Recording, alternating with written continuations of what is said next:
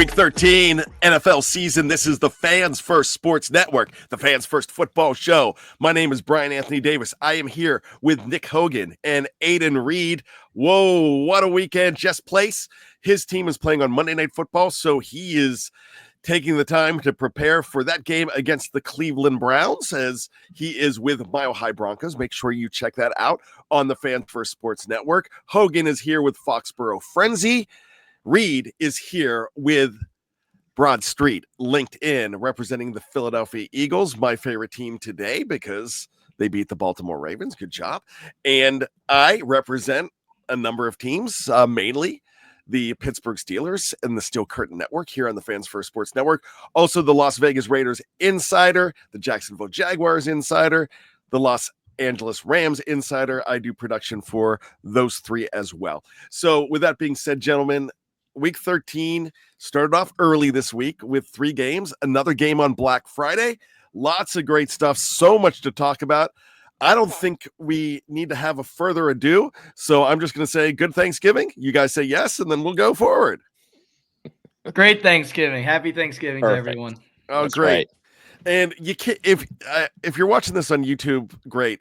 If you're not watching on YouTube, Aiden, I love you, man, but with that hoodie on right now, you look like a sketch. I don't know. I like the feel of it with the headphones on. Okay. So it's a protection thing, but I like that Protection, Eagles lid. That's a nice Eagles lid. I like that. Thank you. And Hogan, you happy with your Longhorns this weekend? I am. They beat the Aggies. That rivalry's renewed down in Texas, so I am a happy camper. Hopefully, we get some revenge against Georgia in the SEC championship. I'm very happy my Penn State Nittany Lions. We are. You a Penn State guy? I No, pull you're for not. them. I pull for them. All I right, pull for yeah. them. So taking on Oregon for the first time this season. That's going to be that's going to be crazy. But it looks like playoffs for them as Ohio State went down. Wow. Crazy stuff. So let's get into it. Let's get into the games. We are going to start off with the early game, the game that got Matt Eberflus fired. Everybody was calling that. Reed, let's talk about the Lions, who looked like they were going to run away with this game early and ended up having to get it eked out. Lions 23, Bears 20 on Thanksgiving. Yeah, I think everyone expected this game to be a blowout, and it looked like it was going to be that way, 16-0 heading into the half. But the Bears marched back, and, the reason Matt Eberflus got fired, I'm sure no one really missed it, but the time management at the end of that game was ridiculous. They should have at least have had a field goal to make it, or to attempt a field goal to force it to overtime. And the clock management, if you haven't seen it, you got to go watch it. It was just ridiculous. They had a timeout in hand, decided not to use it, let the game clock tick down, and their final third down play ended the game.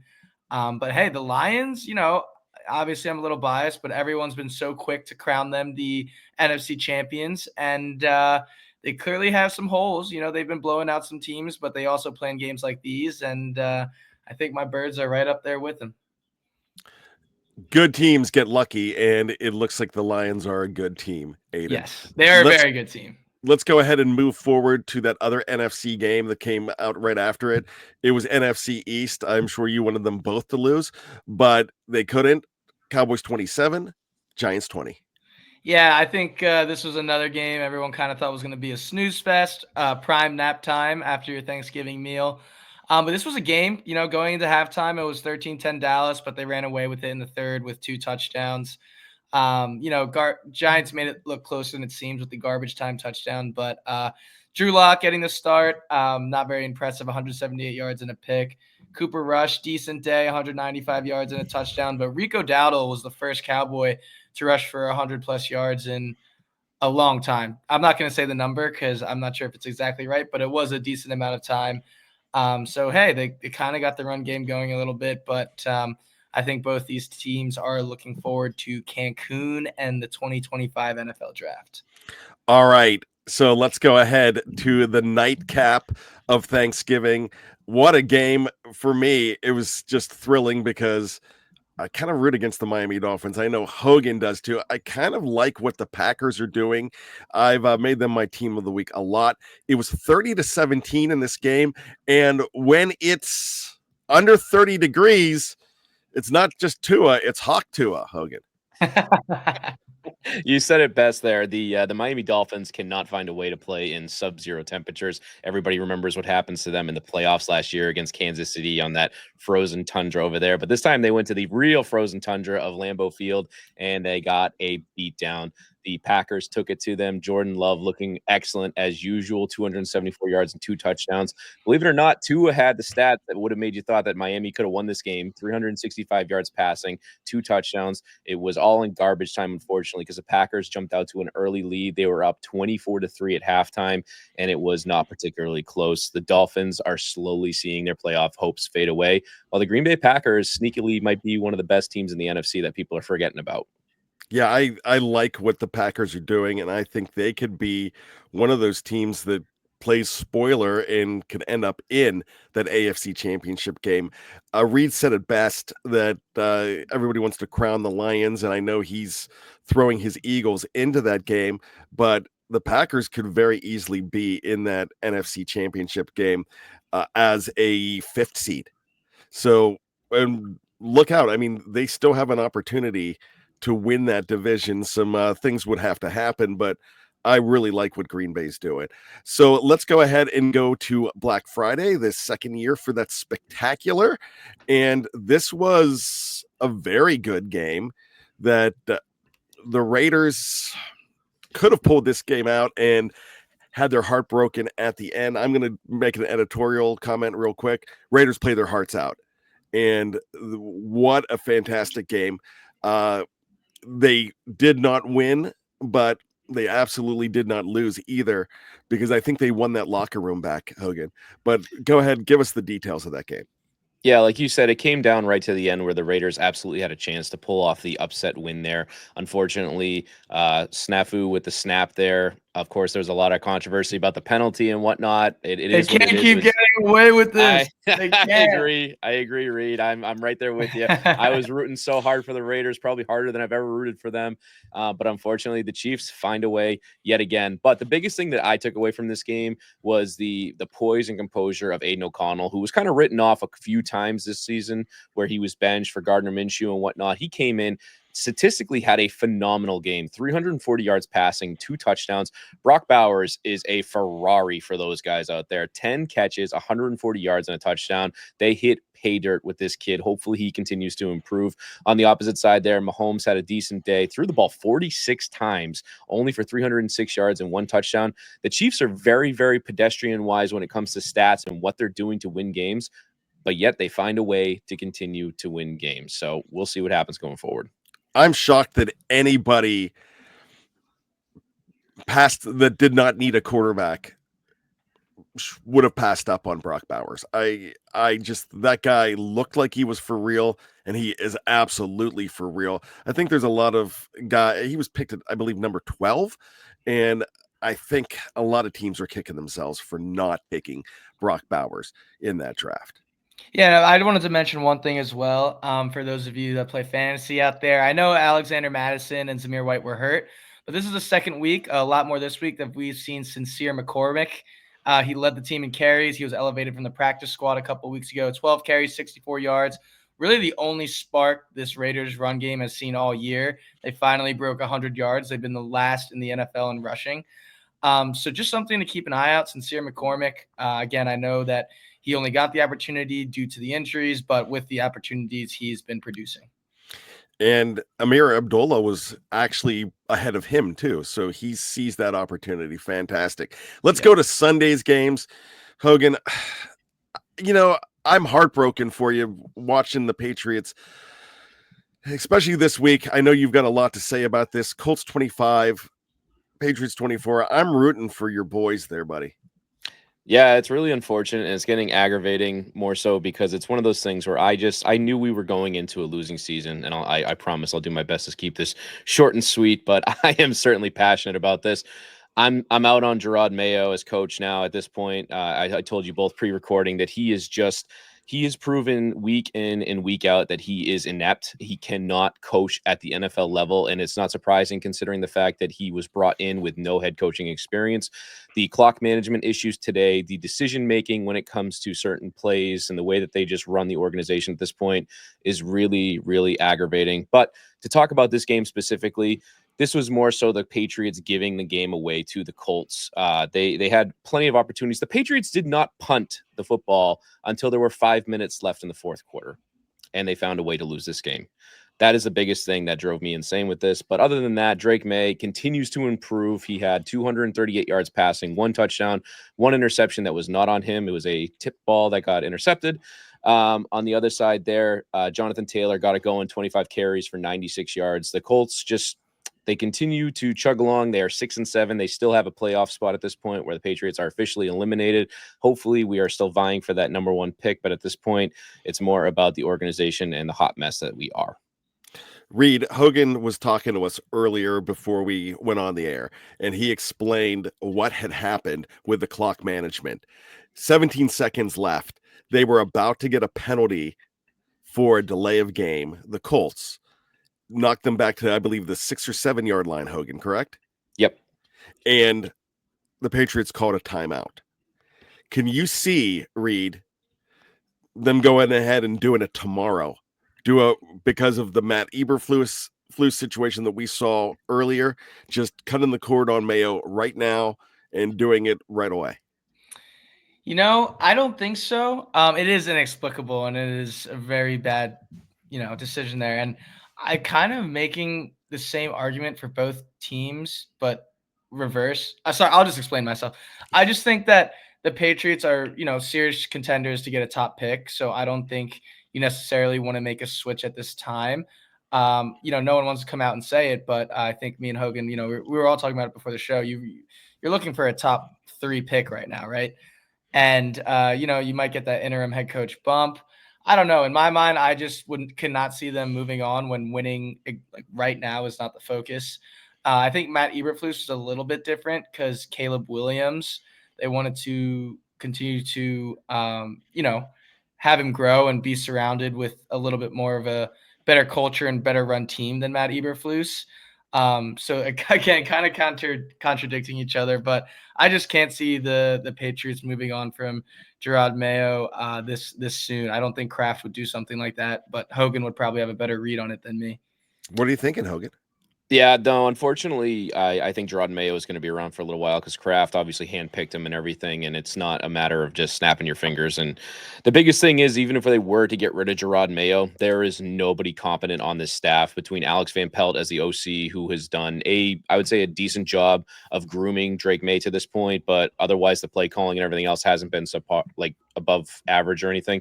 And then on the defensive side, Brian Covington has not done anything to show me that this defense is worth a damn across the board. So it's not going to happen. Again, I'm frustrated because you see the Patriots continue to make mistakes that Pee-wee coaches and high school coaches don't make. And it's really, really frustrating as a fan to go from the master of detail that Bill Belichick was with Tom Brady. I mean, even without Tom Brady, he still preached the basics of football that you do not see with this current Patriots team.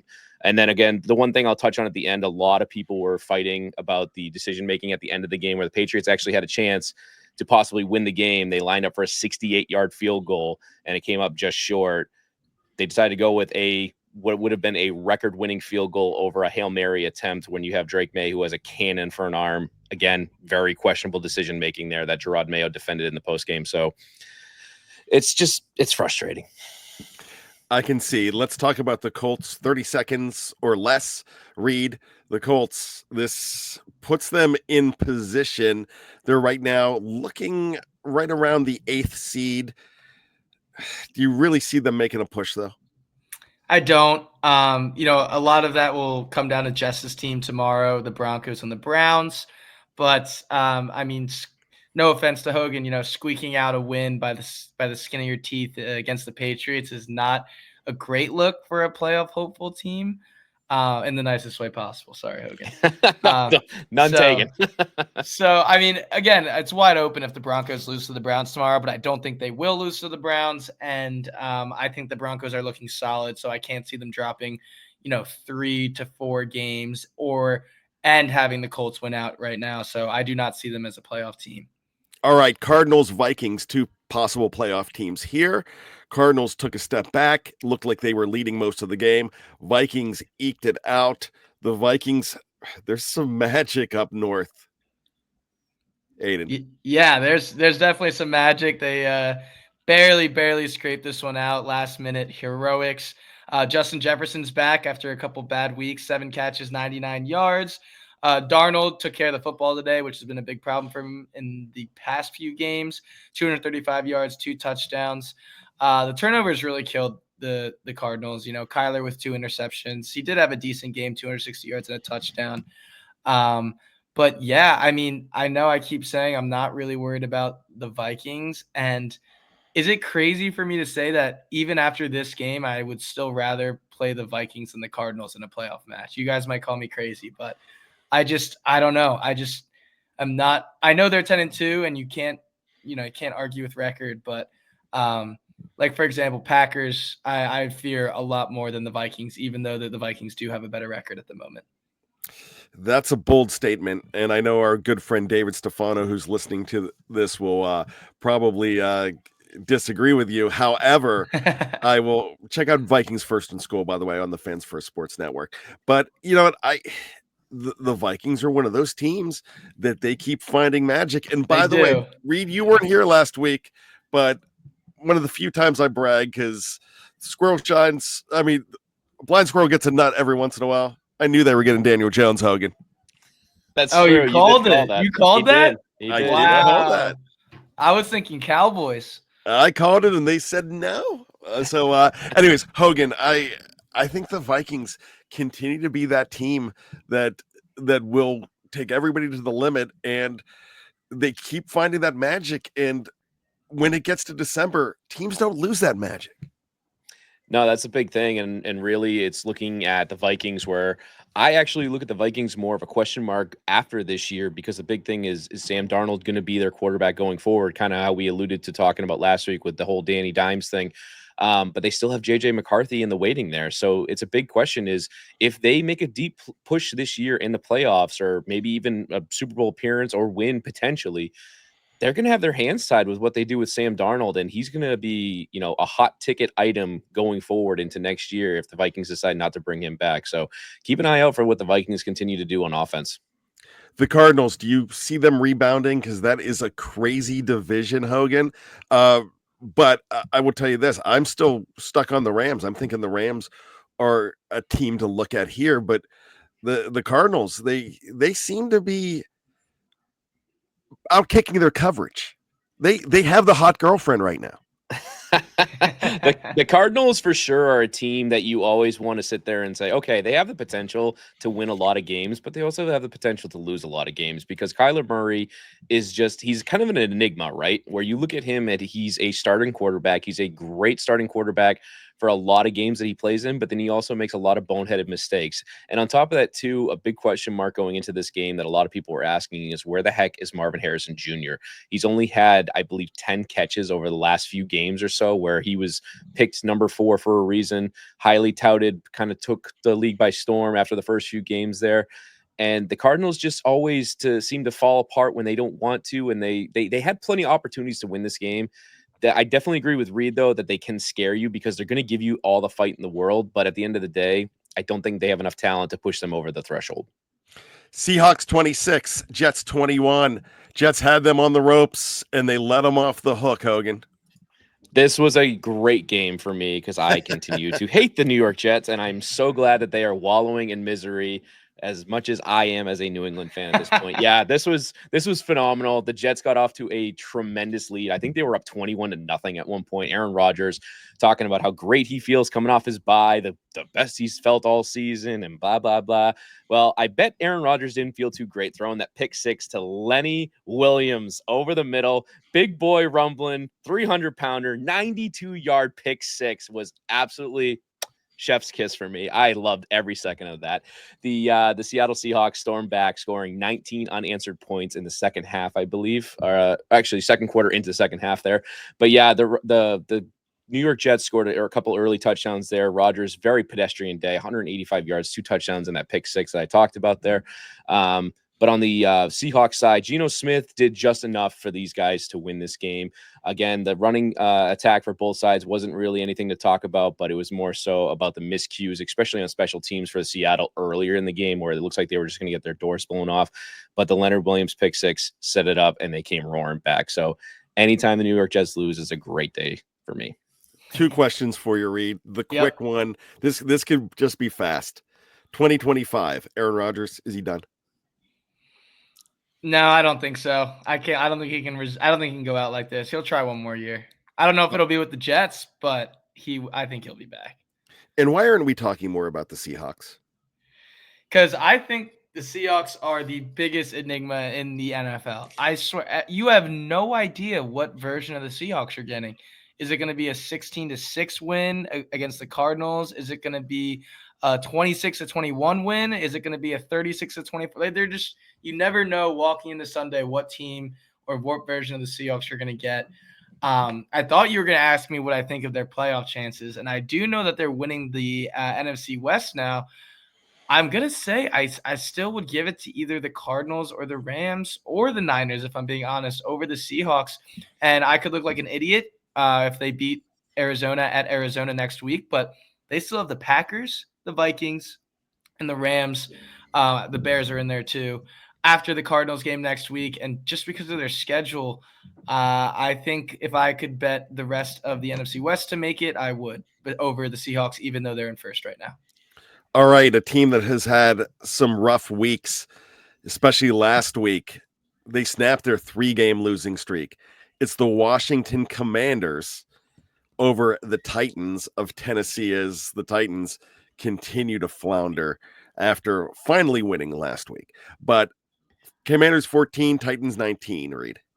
Yeah, I mean, this was a get-right game for the Commanders. Regression to the mean. They were going to return back to, somewhat of what we saw in the beginning of the year.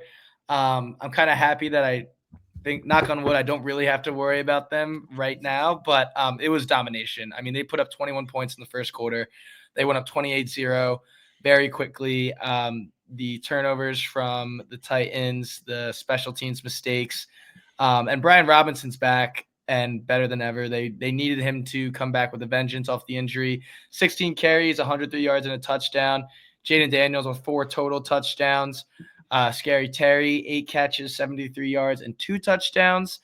And, I mean, this was a good Tennessee defense that they just shredded. So, if I'm a Commanders fan, I'm thinking, look, this was a get-right week. We're not that bad. Let's just stop the bleeding. And they got just that done. And they'll finally have a bye next week, which is one of the latest byes, I think, or maybe the latest bye in the NFL. But they'll get some much-needed rest come next week. Yeah, there's a few teams on a bye next week. The Ravens are one of them as well. And Scary Terry, by the way, is Terry McLaurin, who did not know who that was. Just sorry about that. Yeah. No. That's fun stuff. I just have to throw that in there. Hogan, we're not going to talk about the Tennessee Titans. There's no reason to. They continue to lose. I'm okay with that. So, yeah, I think the free world, I think people in Tennessee are glad we're not talking about them. But the Commanders, we were talking a lot about them earlier on. I said that they weren't ready for prime time, but I think they're ready for the playoffs. Do you think this Reed said a get-right game? Do you think their skid's over and they're okay? Potentially, it's still a battle where obviously the division goes through Philadelphia at this point with the way that Philly's playing, and I know Reed's going to talk about that in coming up soon. But Washington has been still impressive, even though they've lost a bunch of games, and obviously it was a bad loss to Dallas last week and whatnot.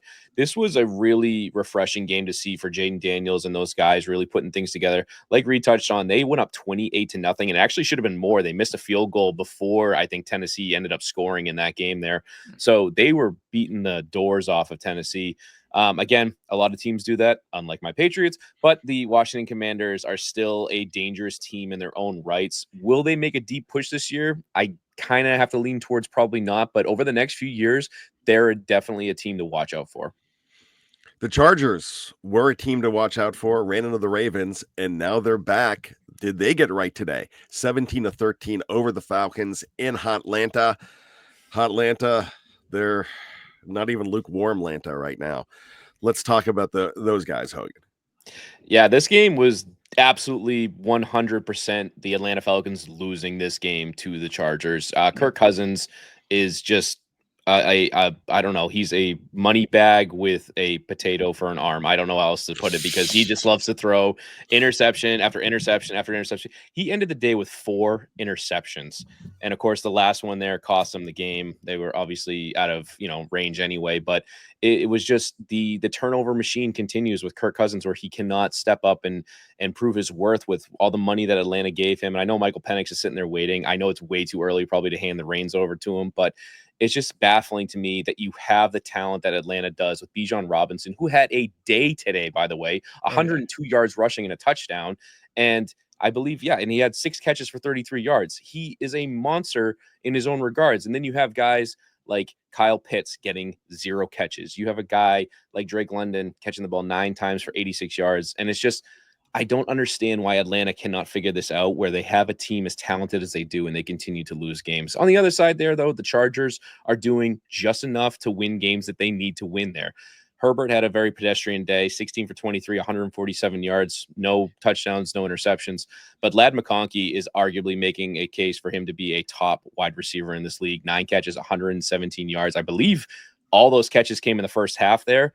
But it's still just a testament to what Harborough is able to do with the Chargers to get the most out of them. And Atlanta is absolutely floundering right now. They need to figure things out, or Kirk Cousins is going to go down as one of the worst free agent signings for this team. Yeah, I'll tell you what, Ladd is absolutely a workhorse too. Not afraid. My gosh, he reminds me of an Edelman type player that, you can just throw everything at him and he's just going to suck it on in. Just fantastic player, Ladd McConkey. Reed, I got to ask you this. The Chargers are a team that I don't know if they're ready for complete primetime. They're going to make the playoffs. Right now, they're the top wild card seed in the AFC. But do you really think that they're actually a contender with all of these other teams, especially the way the Ravens made them look last week? I think you just hit the nail on the head. I think the Ravens proved what you were talking about of them not really being ready for these primetime heavyweight big matchups. They are sitting at 8-4, which is the top wild card spot. Yes, they will make the playoffs, and I'm completely in line with you. No, I don't think they're a Super Bowl contender, especially when you look at the Chiefs, the Bills, the Steelers, and the Ravens. I don't think they really come close to any of those teams. I'm going to say nope, no contender, but they are going to make it to the dance. Now, it's hard to write off any team in the NFC South, but do you write off the Falcons now, or is it just because they are in the South that you don't even you let them live for a couple more weeks? Yeah, I think. I don't think if you're talking about contender, I don't think I ever really had the Falcons in my contenders. But don't look now. I mean, the Falcons are tied with the Bucs at 6-6. They hold some very important divisional records in this NFC South. But if you followed the Broad Street LinkedIn podcast a couple of weeks ago, we thought there was great value on the Bucs to make the playoffs, and hey, they're tied right now and tied for first place. So. The Falcons are just a mess. Like Hogan said, I mean, they lost this game. I don't know how you lose this game, but 4 interceptions will do it to you. They had so many opportunities, and I've never really believed in the Falcons, if I'm being completely honest. I think the listeners who've been with us from the beginning have heard me always say that I'm taking the Bucs over the Falcons in that division. Before obviously the injuries, and then again after the injuries, after the Falcons kept losing again. But I don't think the Falcons are a lock to make the playoffs, or definitely not a contender. And they have lost 3 straight as well. Yeah. So I tell you what, we need to go ahead and take a break here, and we are glad to do so. We will be back for the second half of this show as we wrap up some very fun games. We'll go ahead and finish the 1 o'clock games and then the late games as well. So stick around here. It is the Fans First Football Show on the Fans First Sports Network. Watch me go, never slow. Make 'em whoa. Watch me go. Ready, set, go.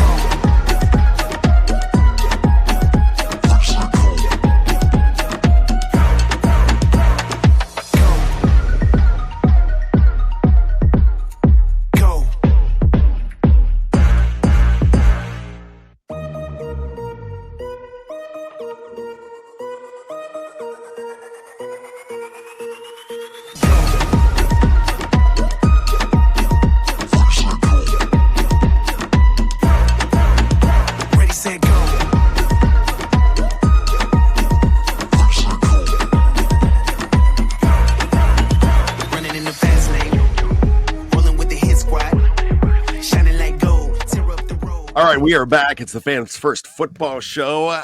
Week 13, wrapping it up mostly. There's still other games to play as the 49ers and Bills and the Browns and Broncos have yet to be decided. So we will go ahead and talk about those a little bit later. Let's go ahead and finish those 1 o'clock games, though. The Texans and the Jaguars, pretty nasty hit for Trevor Lawrence, and actually quite concerned about Trevor Lawrence in this game, Hogan. But the Texans pulled this game out 23-20. It looked like the Jags had a chance to get back into this game late, but the Jags right now continue to be in that number 1 spot when it comes to the 2025 draft.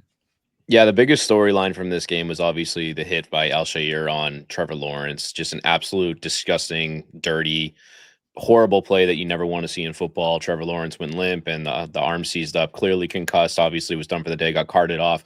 The ensuing brawl was absolutely mayhem. I believe a couple players were ejected, multiple fouls and everything like that. But it was just really, really unfortunate because Trevor Lawrence, even though he hasn't had the immediate success that a lot of people have pegged him to be when he first came into the league, you never want to see a player get hurt like that under any circumstances. And hopefully he comes back and recovers and become healthy and can do what he needs to do in the NFL. But his backup there, who I am all too familiar with, Mac Jones, again, did his best to try and bring Jacksonville back into this game. Threw for 235 yards and 2 touchdowns in relief of Trevor Lawrence leaving the game there. CJ Stroud, not exactly having a terrific year either. 242 yards and 1 touchdown. It was enough to win there. Joe Mixon has really got to be the offensive MVP for the Houston Texans at this point. 20 carries for 101 yards and another touchdown. He's slowly having probably one of his best pro careers down there with Houston his first year there. But the big thing that I take away from this game is that the Texans, where they took everybody by surprise last year, where they were able to go from worst to first in that division the way that they did, they don't really scare me anymore at this point. And I know I'm saying that as a Patriots fan, which is ironic, but if I'm a fan of another team making the playoffs in the AFC, if I'm seeing Houston on my schedule, I'm not sweating bullets like I used to be, even with the emergence of Joe Mixon and Nico Collins, who's coming back from a obviously tough injury that he had. He had 8 catches for 119 yards today. So they still have a talented team. They just don't seem to be beating teams the way they should be to really inspire fear in opponents.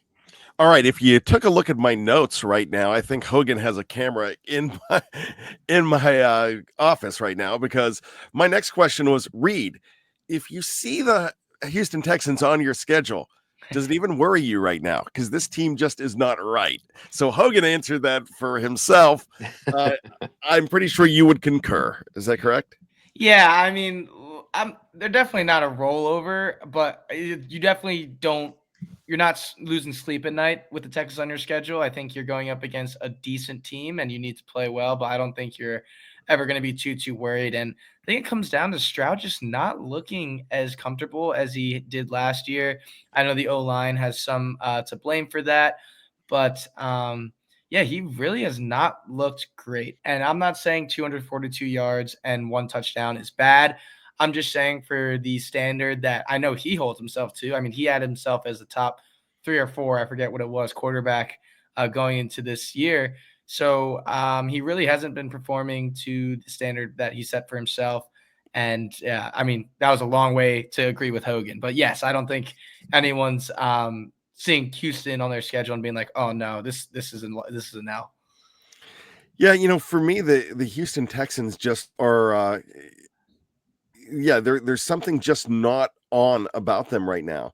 but I'm not going to count them out. And here's the reason why. As a Pittsburgh Steelers fan, who we're going to talk about them next, you just know that divisional games, and we've seen them just the last couple of weeks, when you get into divisional games in November and December, that they're a lot tighter. And we saw it with Tennessee winning last week against Houston. These divisional matchups are very, very dangerous. So it seems like it was the Browns Super Bowl last week against the Pittsburgh Steelers. It felt like it was Tennessee's Super Bowl last week against the Houston Texans. And it was almost Jacksonville's big game today against Houston. So Houston does have an opportunity to make some noise, but they are going to most likely be the 4th seed when it comes to the AFC. Let's talk about that team that we just mentioned, enduring 4 divisional games in a row.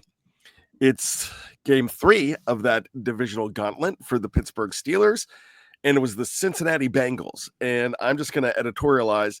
This would have been the best part of my entire week in the month of December, except for the fact that the McRib is back, and my son brought me one right after. So besides the McRib being back, the Steelers 42, the Bengals 36, and I don't even have to look that up because I have that etched on my brain. I've said that a million times in the last 4 or 5 hours. So all I'm going to say is Pittsburgh fell flat in Ohio last week in the snow. They're back. They picked up that snow. It's gone, but they still threw snowballs at Cincinnati, and they threw punches too. Big win for Pittsburgh. Hogan, I'm going to let you start with them. Yeah, the biggest thing about this game that really impressed me was the reemergence of Russell Wilson, obviously, where he started the year off injured, and Justin Fields did everything he did to lead Pittsburgh into a really great spot standing-wise. Russell Wilson looked amazing today. 414 yards, 3 touchdowns. He had a pick in there, but really, after what he went through with Denver and everything like that, it was really encouraging to see Russell Wilson do what he did today. On top of that, too, George Pickens, he continues to impress. Catching the ball with his antics, a little less so, obviously. Sorry, didn't mean to bring that up, but it had to be said. But on the other side there, though, if you are a Cincinnati fan, man, I feel for you because Joe Burrow, Jamar Chase, and Chase Brown are doing everything in their power to win football games, and they just cannot get it done. Burrow went off for 309 yards, 3 touchdowns, 1 interception. He had a fumble in there as well, but Jamar Chase, 86 yards and a touchdown. Chase Brown, 70 yards and a touchdown. They are, again, a team that just has the explosive firepower, and they just cannot get it done. Obviously, their defense is letting them down with Pittsburgh scoring 44 points. But, man, oh, man, this was just a fireworks show across the board for both teams, and it was really fun to watch. Actually, 2 fumbles, 2 strip sacks, one by TJ Watt, one by Nick Herbig in this game. Reed, Steelers have proved that they're for real, but I think what disappoints you the most about this entire scenario is what disappoints me the most is the fact Jess isn't here to talk about Russell Wilson. So I want you to continue to talk about Russell Wilson. Yeah, I mean, it was his second I can't English. Second highest passing yards for him in his career, which is, I mean, if you told me that Russell Wilson was going to put up the second most passing yards in his career after coming to Pittsburgh and at the age that he is, I would have said no way, especially with how we typically view Steeler football, at least for me, a ground and pound, tough running the football. That's kind of what Tomlin's done this year. And he just absolutely lit it up. I mean, 414 yards, 3 touchdowns is ridiculous. And the fact that he's spreading it around to everyone is even more so impressive to me.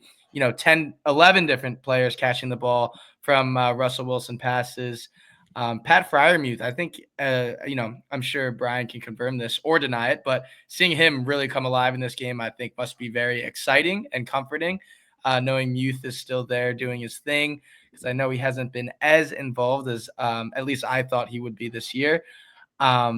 Pickens, again, 3 catches, 74 yards and a touchdown. Good performance from him. Najee Harris, I thought, looked like it was a pretty bad injury, but he came back in the game, so no problem there.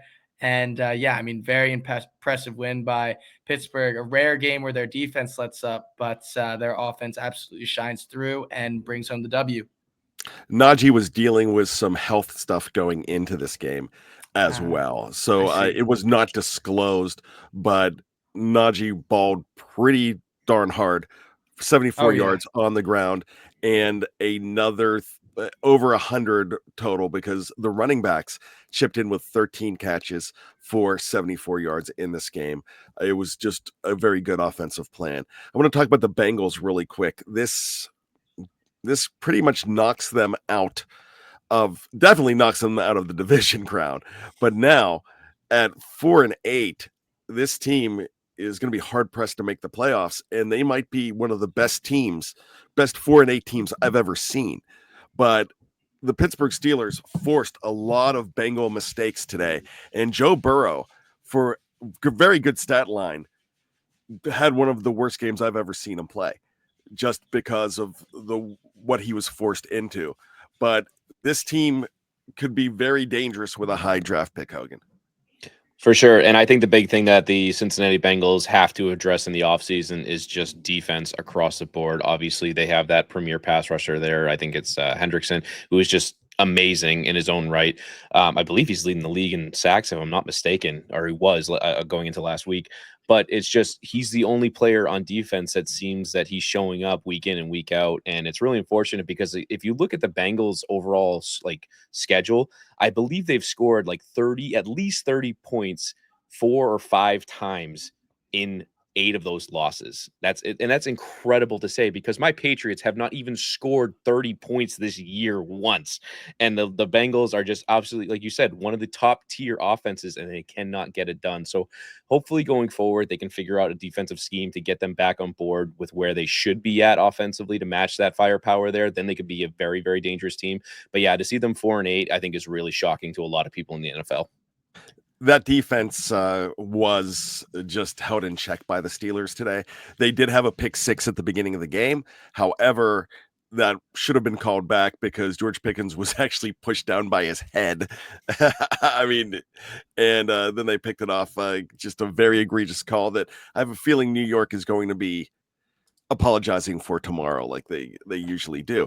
But real quick, Hendrickson held in check, 1 assisted tackle today, and that was it.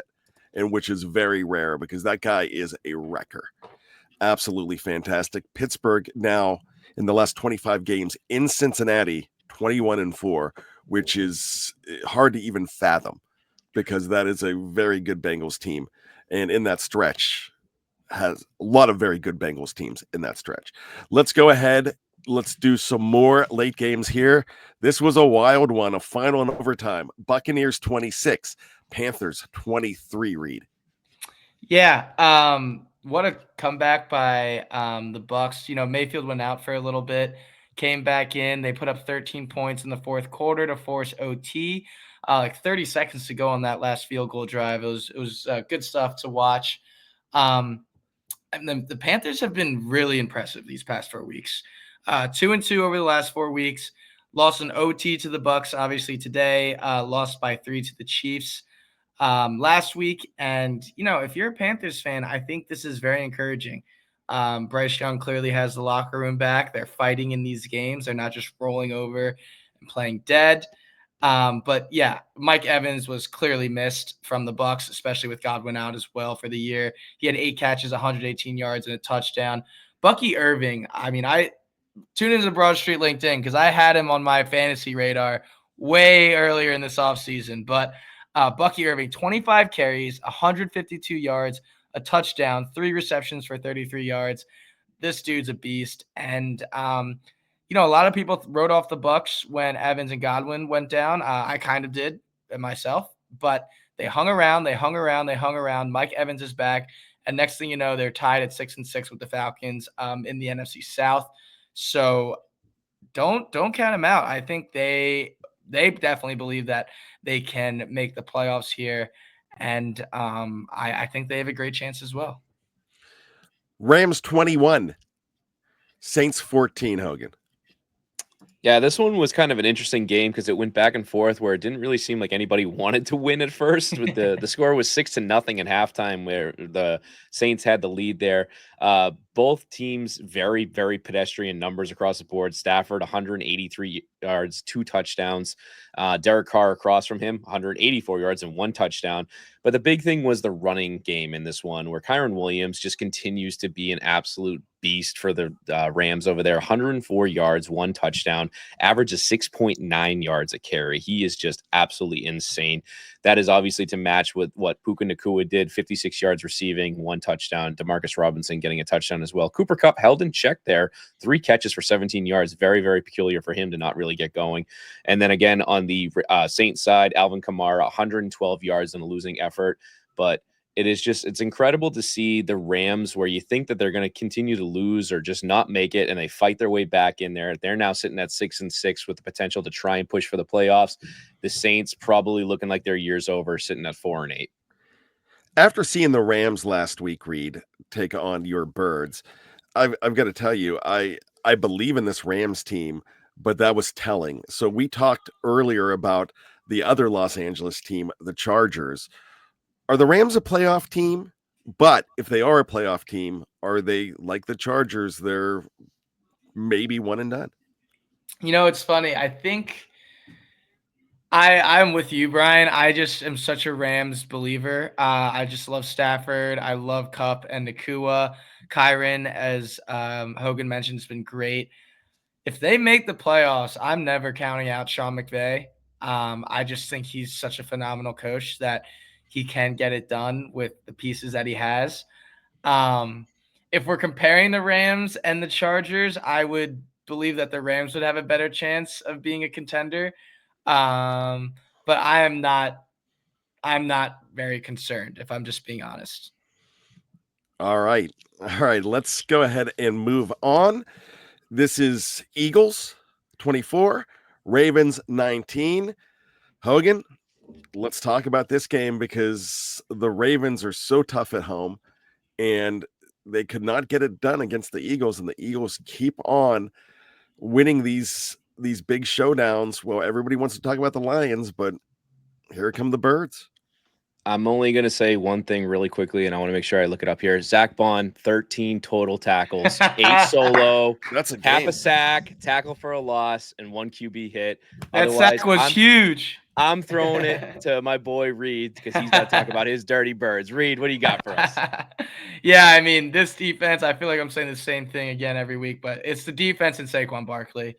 The Ravens got off to a hot start, 9 points in the first quarter, and CJ Gardner-Johnson rallies the whole defense on the sideline, fires him up with a speech, and they come out there and they allow 3 points for the rest of the game against the number 1 offense in the NFL. I know they scored that garbage time touchdown. I guess I should count that. But Vic Fangio has this defense firing on all cylinders. Just really incredible play by them. Reed Blankenship's going to be out for a little bit with a concussion, which stinks. Tristan McCollum isn't great. I don't know why we're not playing Sidney Brown at safety. But yeah, I mean, Saquon put the team on his back. Like the 3rd and 7s at the end of the game, when everyone knew he was getting it, and he still got the first downs. He had 23 carries for 107 yards and a touchdown. I think he still needs to get the ball more, especially earlier on in games. Like, I don't understand why we wait till the second half to kind of feed him. Derrick Henry kept in check. I was very nervous about that. 19 carries for 82 yards. Lamar, on the other hand, got away from us, 8 carries for 79 yards. But, the defense, again, is just holding down these receivers. Zay Flowers was the top with 3 catches and 74 yards. And I would argue it's not even like the secondary's fault for a lot of these receiver catches. It's Lamar scrambling for 10 seconds. And then, like, you can't expect a cornerback to cover Zay Flowers for more than 4 or 5 seconds. So, very exciting. The defense is great. Saquon's great. And just the Birds keep on rolling. I mean, this is 8 in a row, undefeated with A.J. Brown in the lineup. Can't look past the Panthers, but big battle of PA with the Steelers in a couple of weeks, Brian. I know we're both very, very much looking forward to that game. Yeah, I'm not actually. Steelers haven't won there since 1965. We'll talk about that another time, and I'm praying for a miracle. But I'm just enjoying my Bengals win. So, Reed, shut up. Okay. Did Saquon win the MVP today? I gotta give it to him. At this point, it was really looking like who was going to come down with it with the way that Saquon and both Derrick Henry have been playing throughout this year. But between all the highlight reels that Saquon's been doing and the last couple weeks alone, where you get the ball in his hands, you know he's going to get over 100 scrimmage yards no matter what he's just doing at this point. He's unbelievable. Last week, what was that, 200 and something crazy all-purpose yards. This week alone, another 100 on the ground, another 10 in the air. It's just he's incredible. And to finally see him, like we've said on the show so many times, to see him actually flourish in a system like Philadelphia instead of being held in check like he was with New York for so long is so incredible to watch. And hopefully this is just the beginning for him at this point. Hogan, I'm going to stick with you here. What to make of the Ravens? The Ravens are still a dangerous team. Obviously, today didn't go their way, but I always go back to the Ravens as being a type of team that you can never just sit there and say, oh, I'm not going to worry about them when they put up a stinker like this. I mean, obviously, they lost to the Browns a few weeks ago in a huge upset where Jameis, ripped them apart. Today, obviously, they were held in check with what Lamar was able to do and Derrick Henry. But at the end of the day, you have to remember this is a team that went to the AFC Championship last year. And even though it wasn't a great game, they didn't get blown out by the Chiefs, so they easily could have been vying for that Super Bowl spot last year. This year, they're a very, very similar team. Obviously, Derrick Henry changes a lot of things, but at the end of the day, Harbaugh is too good of a coach to let them slide or not make it deep into the playoffs like they normally do. So even though it didn't look great today, they're still a very, very dangerous team going forward. I can attest that they are, and it's going to be a great matchup in a few weeks too. Pittsburgh and Baltimore. So I'm interested to see all of that. Gentlemen, we're not going to talk about the late games. We'll talk about them next week, but the 49ers and Bills will be going on. Did that game start? I don't even know. Yeah, James Cook actually just ripped off a 65-yard run. So the Bills are up 14-3 right now. Wow. And that's one of those games that, we can go ahead and talk about. San Francisco's reeling. It looks like the Bills will just, especially being at home in that type of weather, I would say, there's not much to say, but the Bills continue right now to be probably one of the best teams in the AFC, if not the best team, even though KC has that crown. Tomorrow night, Broncos and Browns as well. That's, I would believe more in the Broncos in that game. Let's go ahead and talk about our teams of the week. Hogan, I'll start with you. For me, I actually got to go with Seattle on this one. I mean, it's just sugar on top that they beat the Jets the way that they did. But the fact is that we talked about the ups and downs of what Seattle's done so far this year. I think they started the year off either 4-0, 5-0, whatever it was. They had a bunch of losses in there. They're currently sitting at 7-5. But the fact that they were able to go to New York, get down as big as they were, 21-0, and then turn around and answer and do what they need to do, even though it was against a team like the Jets, it's still impressive to get wins with Geno Smith, who, again, is not a top-tier talent quarterback. They just continue to impress me with what they're able to do, and today, notch it up for another great win. Reed, who are you taking? I'm going to go with your Pittsburgh Steelers, Brian. Wow, thank you. I know, I had to throw you a bone. No, I'm just kidding. But I mean, I just think when you think of the Steelers, you think of this really tough defense that's going to keep you in games, but the offense really blew me away today. I mean, 44 points, it's ridiculous. Russell Wilson over 400 yards passing. Pittsburgh Steelers, my team of the week. All right, thank you. I'm going to go with the Commanders this week. I'm sorry I'm not reciprocating, Reed. No, it's okay. Commanders 42, Titans 19. They really needed to get right, especially after that debacle last week, losing to the two Pennsylvania teams the 2 weeks before. That's acceptable. But last week, losing to Dallas in the way they did, that could tank your whole season. That could really, take all that great momentum that you had and completely just flummox it.